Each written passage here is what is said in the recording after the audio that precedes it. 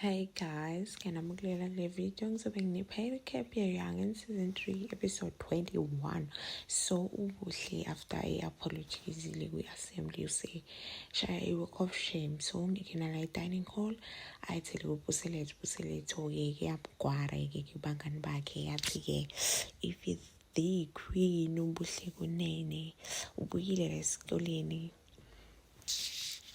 athi amcorrectile munye isithawu shape ubuyile athi no Fred, she's not akafani nathi nje lo umuntu omdala iqueen yala Olifants for 10 yabo emculo yathi uyazama-ke ubuhle ngena ahle ekhwele dilika kuyena kubuselethu. On the other side Tumile wenze live wenza #, shutdown uDekleki must fall angene kubo uMahlatsi esenza lo video leyo amkhuza abucishe amphuce ifoni yaqhubeka le nto yakhe kuloku emdiscipline lokho emshumayeza athi nje uTubile ngesizwe ngaye ngesizwe ngawo noDekleki nje must fall thina sama 2000 kumele siphilise kwama 2000 asisaphili ngekhathi lezi zakudala. Wathi nje ungasijoyini thina sokushiya behind abe gift-ke uMahlatsi angazothi uzophendula thina phuma uTumela amshiye kanjalo. And then ngapha ubuhle usane-stress ukuthi isikole sonke nje siyamhleka, isikole sonke siyazi ukuthi udlala umfana athi nje yena ngeke aze eklasini namhlanje athi u-Amo wena usuyayikhohlwa ukuthi ubani, usuyayikhohlwa ukuthi ubuhle freaking buhle kunene ungavumeli ukuthi abantu bangene ekhanda lakho nalento yakabelo nje izodlula isikole nje sokhohlwa ngayo yonke lento lena sobe sedlule sesikhuluma ngomunye umuntu uKabelo akadeserve konke lokhu ukuthi wena nje uzubhanka amaklasi yabo uhlale kanje la.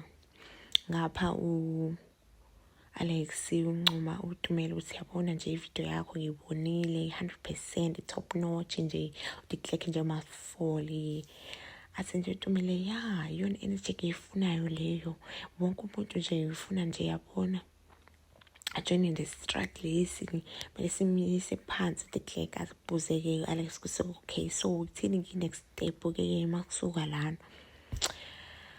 Ngapha-ke uKhaya azama ukukhuluma nobuhle zama ukumcheerisha lapho ubuhle nje udepressed nje yabona ngifuna ukuhamba la esikoleni nje abantu sebengakhulumi ngami bengakhulumisani ngami bengihleka noKhaya akaqhubeka athi hey girl usuyikhohliwe nona uthi ubani ubuhle angimazi mina ubuhle nje nawo wena nje awuvumeli ukuthi umuntu akuyisele phansi qhubeka nje ubilo obuhle usimazi ungabanaki nje la ukabi nendaba nami.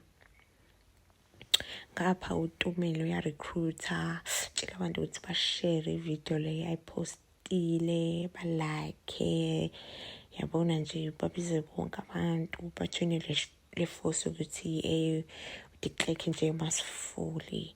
Kufike-ke lapho-ke uMahlatsi sakhuluma nomunye umfuni athi wena libe ibhadi lakho athi wena Tumela ufuna ukuyeka lento yakho lena ufuna ukukhipha lamavidiyo akho lena awuboni ukuthi uzongena enkingeni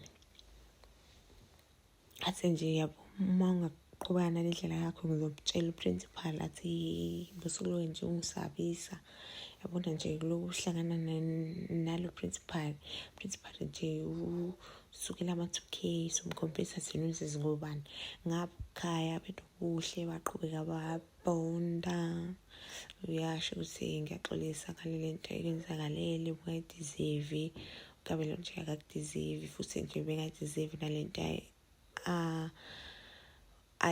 wayideserve lento ayenze kuwena athi indaba zomjolo ziyanyisa athi ubudla ujolo bengizibona bakudabile nje athi kusho kona lokho athi hayi-ke to be honest-ke bengazi ukuthi wena no-Amo bengeni last ukuthi nje bese ngisaba ukusho ngoba bekuzobe ngathi nomona athi khaya vele unomona athi angenawo umona bengibhizi nje ngifocuse kukabza lo ngenza isilimo bahleke lokho-ke athi nje ukhayi awusuze washintsha wena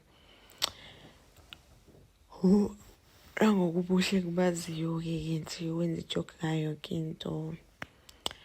Athi in all honesty ngifuna nje ukuqhubeka nalento yo-declare nje lento ayenzeki kuwena bungayideserve.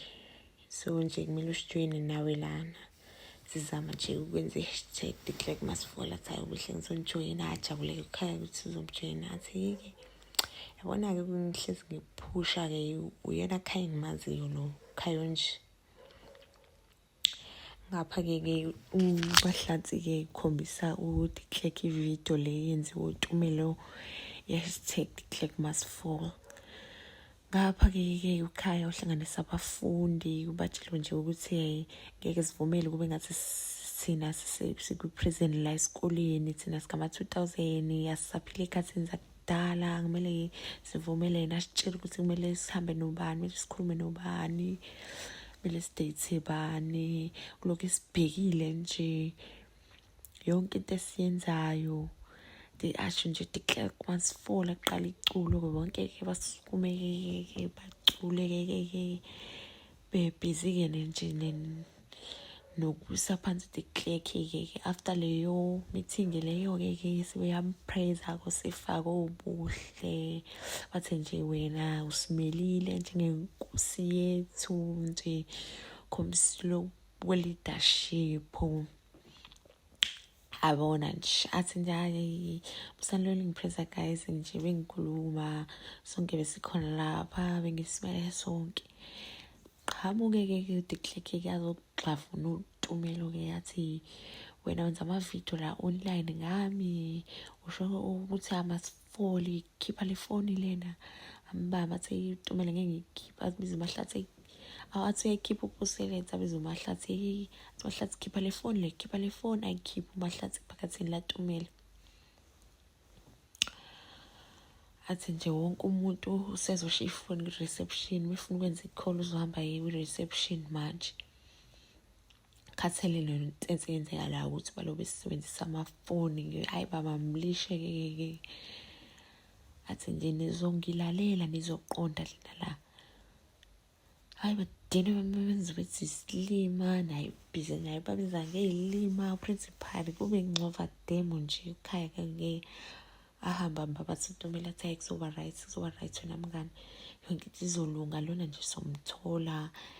Hayi avele usifaka biza uMahlatsi ethi hey wena indaba wenza kanjena.